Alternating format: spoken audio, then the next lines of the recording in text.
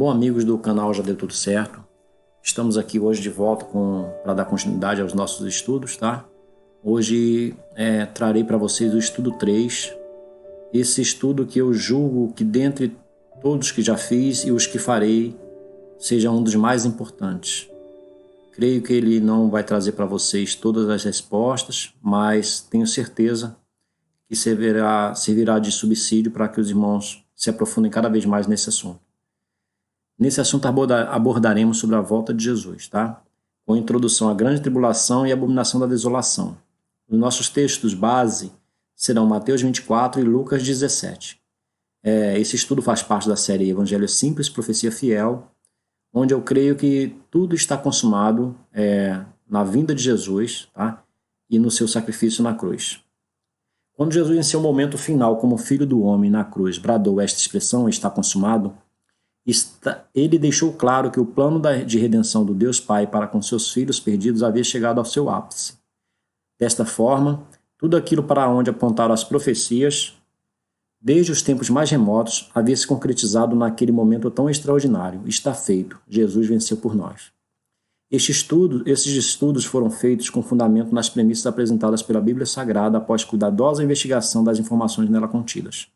Não se pretende aqui, todavia, apresentar estes estudos como infalíveis. No entanto, os considero como contendo informações sólidas, com base na palavra de Deus, a fim de dirimir quaisquer dúvidas que apareçam, mediante as informações apresentadas em cada estudo, sugere-se um aprofundamento maior na busca de informações que venham a esclarecer esses conteúdos.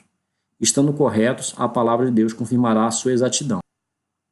A despeito das visões predominantes apresentadas pelas mais diversas correntes teológicas e doutrinas pelo mundo afora, creio que seria plausível apreciar uma visão diferente, onde se enxerga um evangelho simples e se pode vislumbrar a consumação da palavra fiel dada pelo Pai, pelo Filho e pelo Espírito Santo aos humildes e simples de coração, no evento da morte do seu Filho na cruz.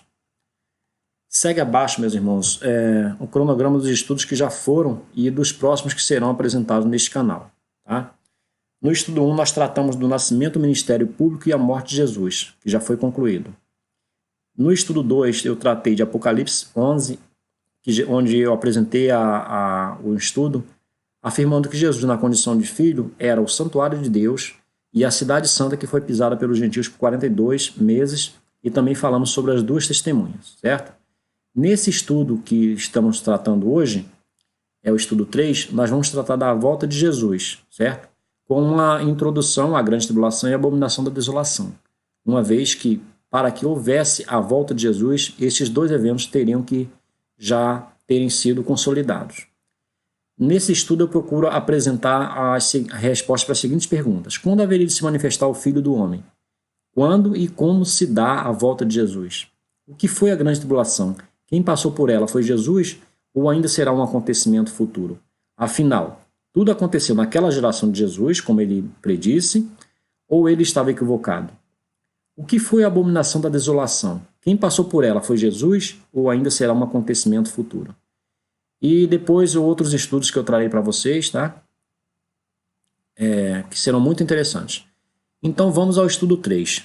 A volta de Jesus, com introdução à grande tribulação e à abominação da desolação. Como eu já falei, nossos textos base serão Mateus 24 e Lucas 17. A finalidade deste estudo é apontar biblicamente quando haverá de se manifestar o Filho do Homem, quando e como se dá a volta de Jesus.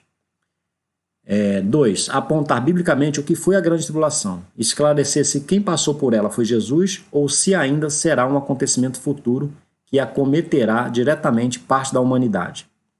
Apontar biblicamente se os eventos supramencionados aconteceram naquela geração, como predisse Jesus, ou se ele estava equivocado. Apontar biblicamente o que é a abominação da desolação e de quem se trata o personagem principal desse evento. Os subsídios para este estudo eu os encontrei como deveria ser na Bíblia Sagrada. Então, iniciando o tema do nosso estudo 3, a volta de Jesus com a introdução à grande tribulação e à abominação da desolação. Nesta parte do nosso estudo, explanarei sobre os eventos da volta de Jesus e faremos uma introdução referente à grande tribulação e à abominação da desolação. Quanto a essas introduções, situaremos estes eventos no tempo e traremos luz sobre quem foi o personagem principal deles. Em seguida, nos aprofundaremos melhor quanto ao verdadeiro significado dos eventos Grande Tribulação e da Abominação da Desolação. Evento este citado, o último evento aqui, a Abominação da Desolação, citado pelo profeta Daniel e sobre o qual se faz menção em Mateus 24. Ao final deste estudo 3, creio que teremos facilidade em entender a grandeza desses eventos e a maravilhosa consequência de todos eles para a história da humanidade que estava perdida. Ressalto, sobretudo, o grande amor do Deus Pai por seus filhos, demonstrado nesses acontecimentos. Bom estudo para todos nós. Que o Senhor seja louvado para sempre. Amém, meus irmãos. Bom, vamos lá então à leitura de Mateus 24, tá certo? Iniciando aqui no sermão profético, o princípio das dores. Trago aqui os textos análogos, Marcos 13:1 e Lucas 21, de 5 a 36. Versículo 1. Ora, Jesus, tendo saído do templo, ia se retirando, quando se aproximaram dele os seus discípulos, para lhe mostrarem os edifícios do templo. Mas ele lhes disse: Não vedes tudo isto? Em verdade vos digo que não se deixará aqui pedra sobre pedra que não seja derribada. Após ter estado no templo, no momento da sua saída, os discípulos do Mestre Jesus aproximaram-se dele, aproveitando para lhe mostrarem, principalmente, a grandeza do templo. Jesus, no entanto, aproveitou aquele ensejo para passar aos seus discípulos valiosas e profundas informações. Ao mesmo tempo que, a princípio, falava das coisas físicas, falava também dos mistérios do campo espiritual que já estavam às portas para serem revelados. Afirmou que daquela grande e significativa construção não ficaria pedra sobre pedra que não fosse derribada, ou seja, a seu tempo nada ali restaria. Tudo um dia seria destruído, quer seja pela ação do homem, quer seja pela ação do tempo. Estando ele sentado no Monte das Oliveiras, chegaram-se a ele os seus discípulos, em particular, dizendo: Declara-nos quando serão essas coisas, e que sinal haverá da tua vinda e do fim do mundo. Após decorrido um tempo que a Bíblia não revela quanto, a palavra sagrada nos mostra a continuação daquele diálogo que se iniciou nas adjacências do templo. Desta vez, os discípulos fazem a Jesus questionamentos no intuito de que lhes sejam esclarecidas basicamente 3 questões. E quais são essas questões? A primeira questão diz respeito ao seguinte pedido dos discípulos: Declara-nos quando serão essas coisas. Esse questionamento diz respeito à afirmativa de Jesus, que consta no verso 2, com relação aos edifícios do templo, que os discípulos lhe mostraram, conforme consta no verso 1, e sobre a qual Jesus discorre da seguinte forma: Não vedes tudo isto? Em verdade vos digo que não se deixará aqui pedra sobre pedra que não seja derribada. O segundo ponto a ser esclarecido engloba 2 assuntos sobre os quais os discípulos indagam, quais sejam: que sinal haverá da tua vinda e do fim do mundo? Então passamos aqui ao versículo 4. Respondeu-lhes Jesus: Acautelai-vos, que ninguém vos engane. Mediante as dúvidas apresentadas pelos seus discípulos, no versículo 4, Jesus começará a discorrer sobre os assuntos a serem esclarecidos e, antes de tudo, na sua grande sabedoria, Jesus os adverte que tenham cuidado para que ninguém os enganasse. Jesus sabia que aqueles assuntos não envolviam somente questões que seriam vistas a olho nu, ou seja, fatos que seriam presenciados naqueles tempos pelos seus discípulos, mas sim que também envolvia, além das coisas físicas, as do campo espiritual que ocorreriam naquela geração e também que haveriam de ocorrer e atingir todas as demais gerações futuras, até a consumação dos séculos. No versículo 5, faz-se constar: Porque muitos virão em meu nome, dizendo: Eu sou o Cristo, a muitos enganarão, afirmou Jesus.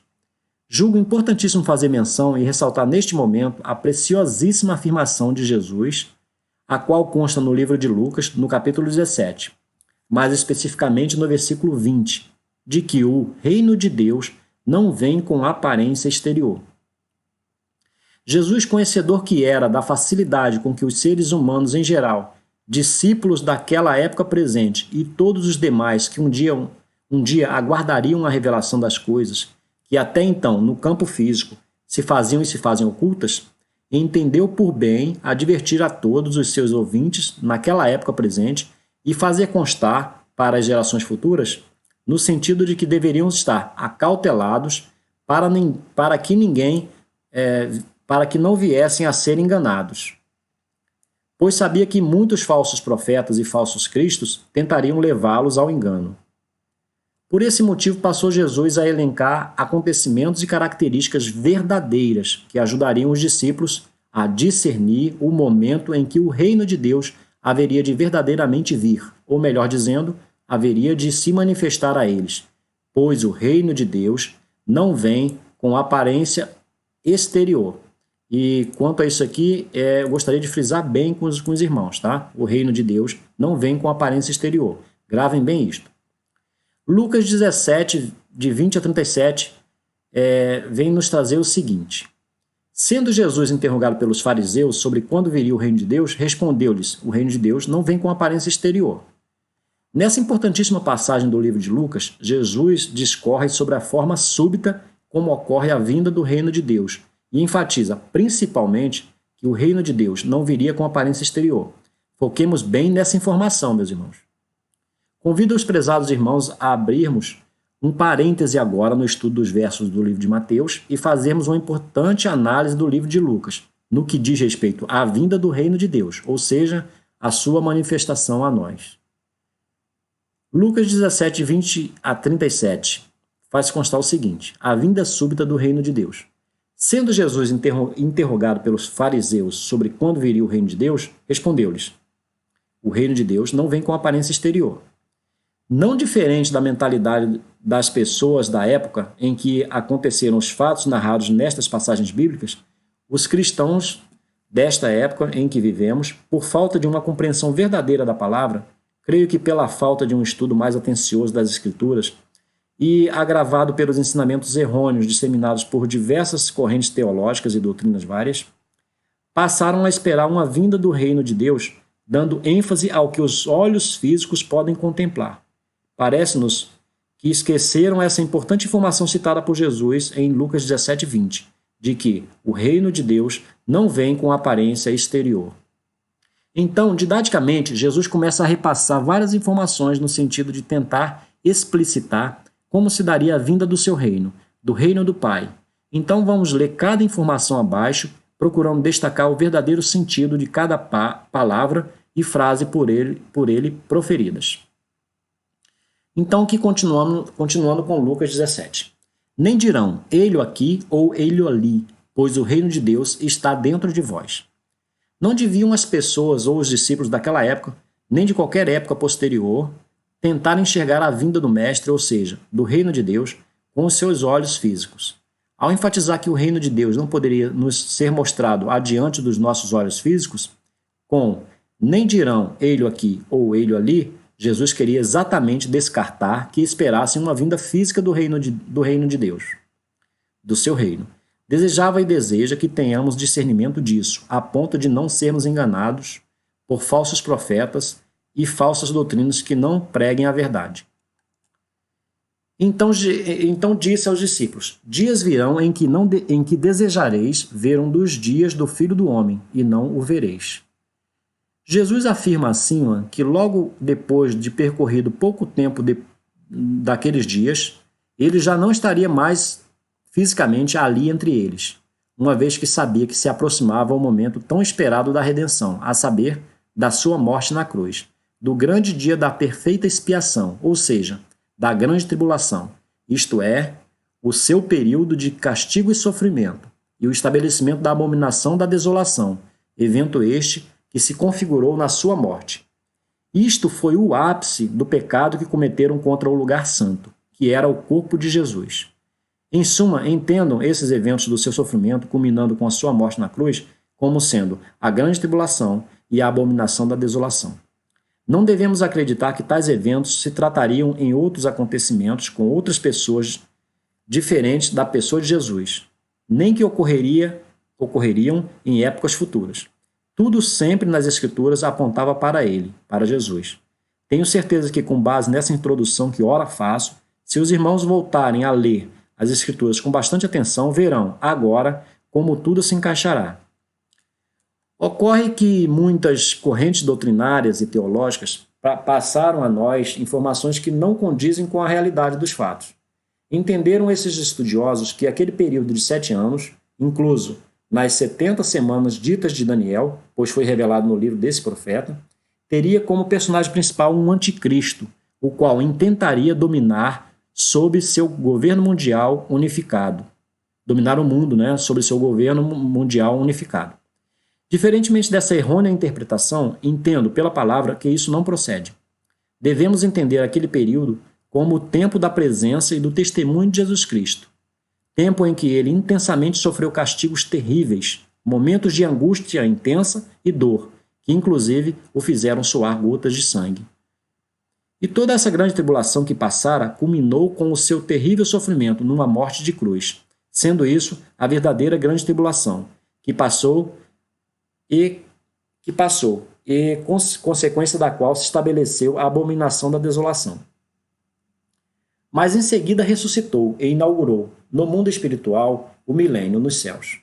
Servos de Deus, do início da existência do homem na terra até aquela época, tiveram a eles revelado, logo após a ressurreição de Jesus, a manifestação do reino de Deus. Afinal, foi para isso que veio Jesus, como apontavam as Escrituras. Vide o profeta Daniel. Vejamos na passagem bíblica abaixo, Daniel 9, a oração de Daniel às 70 semanas, o Messias. Leamos esses versículos. Versículo 22. Ele me instruiu e falou comigo, dizendo, Daniel, vim agora para fazer-te sábio e entendido. No princípio das tuas súplicas saiu ordem, e eu vim para te declarar, pois és muito amado. Considera, pois, a palavra e entende a visão. 70 semanas estão decretadas sobre o teu povo e sobre a tua santa cidade, para fazer cessar a transgressão, para dar fim aos pecados e para expiar a iniquidade, e trazer justiça eterna e selar a visão e a profecia, e para ungir o Santíssimo. Este versículo 24 aqui, eu considero o mais importante, que a gente deve dar mais importância, tá? Pois vai se tratar exatamente do que aconteceu com Jesus e o papel que ele tinha na história da humanidade, na salvação de toda a humanidade perdida. Sabe e entende, desde a saída da ordem para restaurar e para edificar Jerusalém, até o ungido, o príncipe, aqui entenda o príncipe como Jesus, não um anticristo, como outras doutrinas entendem. Haverá 7 semanas e 62 semanas, com praças e tranqueiras se reedificará, mas em tempos angustiosos. Esses tempos aqui angustiosos eram, então, predição do grande sofrimento que sofreria Jesus. E depois de 62 semanas será cortado o ungido, e nada lhe subsistirá. E o povo do príncipe que há de vir destruirá a cidade e o santuário, que era Jesus, e o seu fim será com uma inundação, e até o fim haverá guerra. Estão determinadas assolações. E ele fará um pacto firme com muitos por 1 semana, e na metade da semana fará cessar o sacrifício e a oblação. E sobre a asa das abominações virá o assolador, e até a destruição determinada, a qual será derramada sobre o assolador. Entenda aqui esse ser aqui que faz um pacto firme com muitos, né? É como Jesus, não um anticristo, como muitas doutrinas pregam, certo? Vocês vão entender mais à frente. Daniel 12. E tu, porém, vai-te até que chegue o fim, pois descansarás e estarás no teu quinhão ao fim dos dias. Essa é a ordem que se dá aqui a Daniel, para que ele descanse, que aquelas coisas que haviam sido mostradas para eles não era para aquela época, eram para épocas futuras, do tempo do fim. E pede que Daniel descanse, e isso era o normal, após uma pessoa morrer, né? Não havia uma ressurreição imediata. Vocês vão também entender, eu vou explicar melhor isso à frente. E por fim, após ter revelado a Daniel as coisas que deveriam ocorrer nos últimos tempos, ou seja, nos tempos do testemunho da morte e da ressurreição de Jesus, ordena a ele que descanse, pois naquele tempo teria a sua recompensa, teria o seu galardão, o quinhão que lhe caberia, o dom de viver a vida eterna juntamente com o Senhor, pois ele já o haveria conquistado. Mateus 28, né, sobre a ressurreição. Jesus aparece aos seus discípulos na Galileia, né? E aproximando-se Jesus, falou-lhes, dizendo, foi-me dada toda a autoridade no céu e na terra. Isso aqui é uma passagem que faz referência a Jesus já ressuscitado, certo? Onde ele aparece para os seus discípulos e e passa essa informação para os discípulos que a ele já tinha sido dada toda a autoridade no céu e na terra. Ou seja, ali já não era mais um Jesus simplesmente físico, que veio para morrer no nosso lugar. Já havia morrido e pelo poder de Deus, do sopro de vida de que veio de Deus, ele foi ressuscitado. Tá? E ali se uniria ao Pai, se tornaria já um com o Pai. E essa conquista ocorrera na sua morte e ressurreição. Ele venceu por nós, morreu, mas ressuscitou. E hoje em dia, todos nós que vamos morrendo, vamos nos reunindo a todos os profetas e a todos os que antes de nós já partiram, nos ajuntando a eles nos ares, passando a fazer parte do reino de Deus. Bom, meus irmãos, continuemos então aqui no livro de Lucas. Versículo 23. Dir-vos-ão, continua Jesus, ei-lo ali ou ei-lo aqui, não vades, nem os sigais, aconselha Jesus. Assim como ocorria o engano nos tempos de Jesus, ocorreria nos dias atuais, e assim mesmo teria que ser, pois o Mestre mesmo nos advertiu. Logo após a sua ascensão aos céus entre as nuvens, Jesus sabia que já começaria a ocorrer esse tipo de tentativa de informar sobre falsas vindas físicas, no caso, suas. E uma vez que afirmara não ser essa vinda no mundo físico, entendia que tal advertência protegeria os seus discípulos de serem enganados. No versículo 24, faz constar o seguinte: pois, diz Jesus, assim como o relâmpago fuzilando em uma extremidade do céu ilumina até a outra extremidade, assim será também o Filho do Homem no seu dia. Jesus, então, aqui começa a tentar esclarecer como se daria a manifestação do Filho do Homem. Prestem agora muita atenção, pois a partir do versículo acima, Jesus já começa a falar como verdadeiramente, no campo espiritual, ocorreria a sua vinda no reino do Pai, ou seja, como se revelaria e se revela, na verdade, espiritualmente falando, o reino de Deus. Lembrando que o reino de Deus não vem com aparência exterior.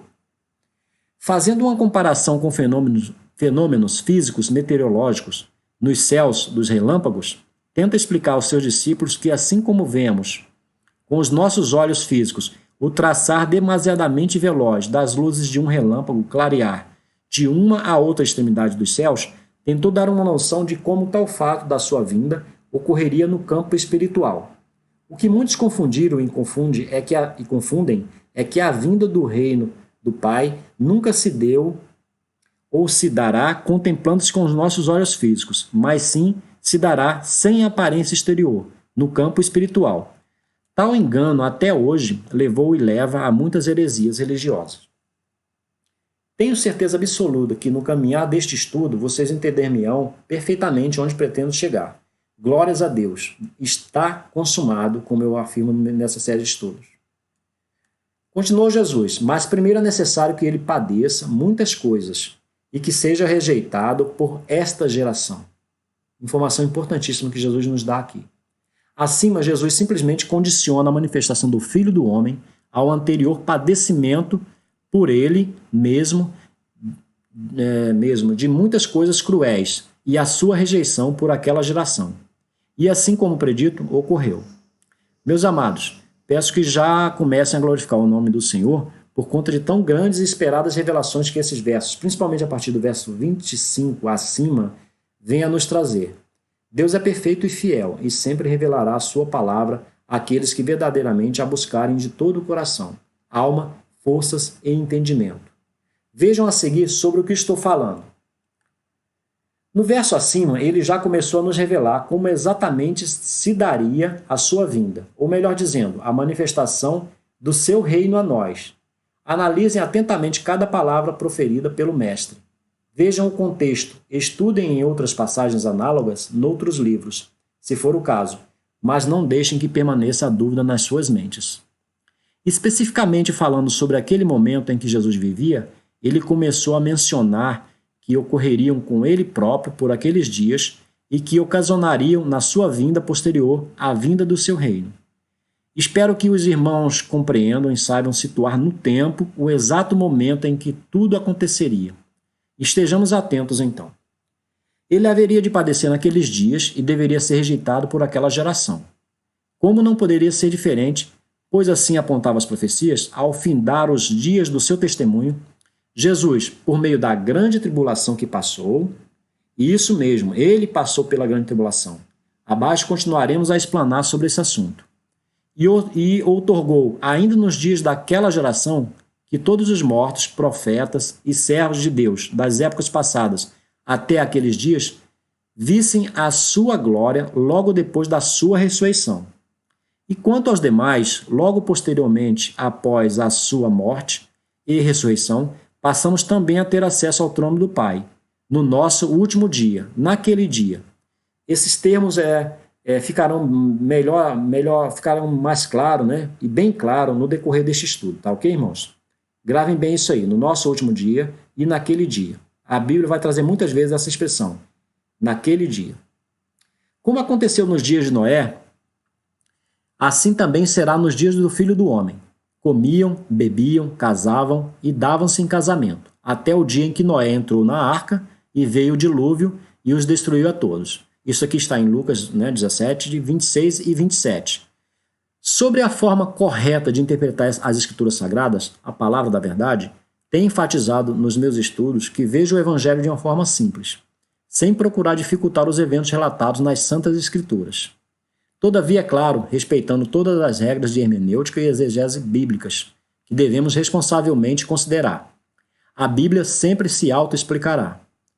Vejam que acima Jesus começa a mencionar e a considerar eventos normais do cotidiano, no caso físico, das pessoas dos tempos de Noé, e faz uma ligação, é claro, com coisas que também estariam acontecendo nos dias daquela geração em que ele, Jesus, estava vivendo, e também nos dias das gerações vindouras. Ou seja, de igual forma, assim também será nos dias do Filho do Homem, isto é, nos dias da sua vinda, da manifestação do seu reino.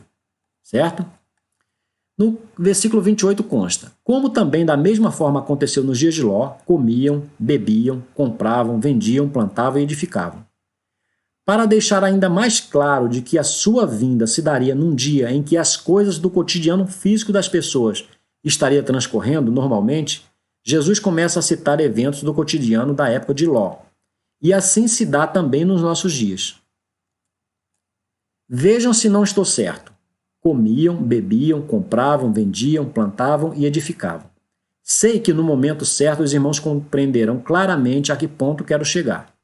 Mas por agora só preciso que me respondam aí em suas casas ou nos seus trabalhos, onde quer que estejam tendo acesso a esse material, a seguinte pergunta: ainda nos nossos dias pessoas comem, bebem, compram, vendem, plantam e constroem? Sei que naturalmente vocês entenderão que essa pergunta só pode ter uma única e óbvia resposta. Sim, é claro, né? Então, já que concordam comigo e não poderia ser diferente, sigamos analisando os textos bíblicos no intuito de fundamentarmos os nossos argumentos. No versículo 29, segue Jesus falando o seguinte: mas no dia em que Ló saiu de Sodoma, choveu do céu fogo e enxofre, e os destruiu a todos. Muita atenção aqui, nessa parte aqui desse versículo, né? Apenas para que não deixem de estar apercebidos, estamos aqui tentando entender as condições e localizar temporalmente quando se daria a vinda súbita do reino de Deus. No versículo acima, Jesus faz menção a uma consequência natural do que ocorreria com pessoas em cujos corpos físicos caísse uma chuva do céu. Não de água, mas de fogo e enxofre. É óbvio, destruiu a todos. Ou, numa linguagem mais direta, todos morreram.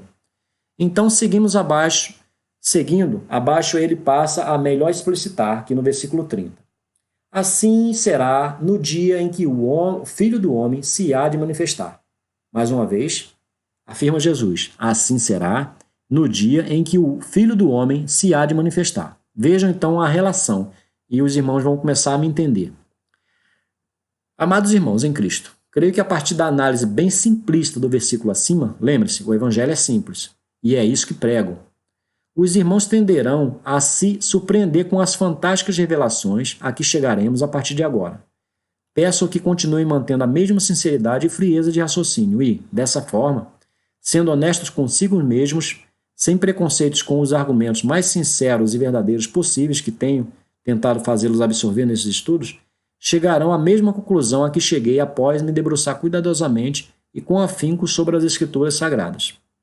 Eu tinha e ainda tenho muitas dúvidas, mas para algumas delas e afirmo que para as mais importantes e relevantes, já obtive a resposta da parte do nosso Deus maravilhoso.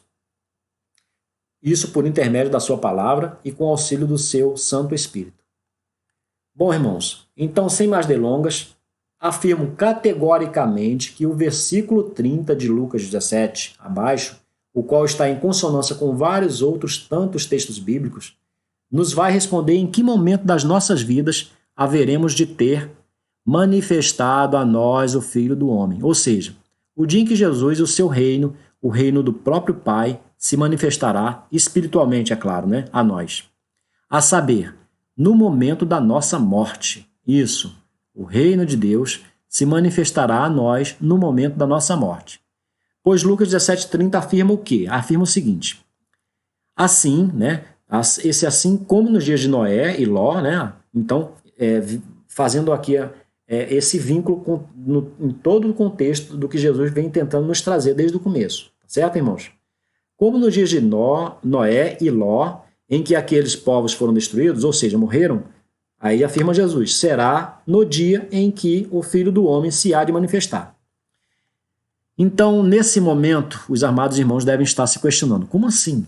Será que é verdade que a volta de Jesus para nós se dará no momento em que deixarmos este mundo físico? Ou seja, no momento da nossa morte, em que deixarmos de lado este corpo físico que adoece e morre? Continuo a afirmar com maior sinceridade, temor e respeito que tenho ao meu Senhor e Deus, que, pela palavra, a vinda de Jesus no seu reino para nós se dá de forma simples e maravilhosa assim. Afinal, foi o próprio Jesus que também afirmou o seguinte. João 11:25. Declarou-lhe Jesus: Eu sou a ressurreição e a vida. Quem crê em mim, ainda que morra, viverá. Tenhamos por certo, amados irmãos, que pelo evento da morte, todo ser humano nascido de mulher na face desta terra terá que passar.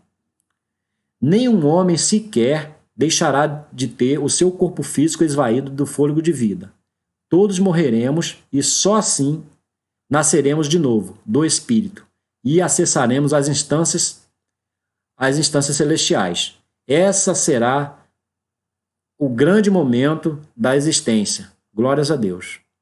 Sigamos então com o livro de Lucas. Naquele dia, tá? Lembrando dessa expressão que sempre vai ser usado na palavra, tá? Naquele dia, quem estiver no eirado, tendo seus bens em casa, não desça para tirá-los. E, da mesma sorte, o que estiver no campo não volte para trás. Bom, sendo fiéis ao contexto do discurso de Jesus que estamos analisando, e sabendo que ele aqui está transcorrendo sobre quando se daria a vinda do Filho do Homem, a manifestação do seu reino, entendamos que no versículo acima, a expressão naquele dia, diz respeito exatamente ao que consta no verso 30, ou seja, dia em que o Filho do Homem se há de manifestar, certo? Então fica fácil entender que Jesus está nos aconselhando a que, quando já espiritualmente estivermos a subir ao Pai, não queiramos voltar às coisas passadas, ou seja, às coisas do mundo físico, que sigamos subindo ao Pai no seu reino. Pode parecer estranho a uma primeira análise, mas é exatamente disso que o mestre está falando no referido versículo bíblico, ok? Leia novamente entendendo todo o contexto dos versículos que vieram anteriormente, tá? Então, um conselho que eu dou, uma recomendação, leia novamente. Voltem aqui no vídeo, peguem as suas Bíblias e leiam novamente. Lucas 17:31 vai estar escrito assim, né? Está escrito assim, como já mencionado. Naquele dia, quem estiver no eirado, tendo seus bens em casa, não desça para tirá-los. E, da mesma sorte, o que estiver no campo, não volte para trás. Lembre-se, naquele dia, ou seja, no dia da nossa morte, do nosso encontro, da nossa ressurreição com Cristo. Bom, glórias a Deus, tudo está muito claro, meus irmãos. Hão de concordar comigo, se forem honestos com a interpretação bíblica? E não acabamos por aqui. Muitos outros versículos a seguir ajudarão a embasar ainda mais os argumentos que ora apresento. Vejamos quão maravilhoso é entender a profecia fiel e ver o evangelho simples se revelando diante dos nossos olhos físicos e espirituais.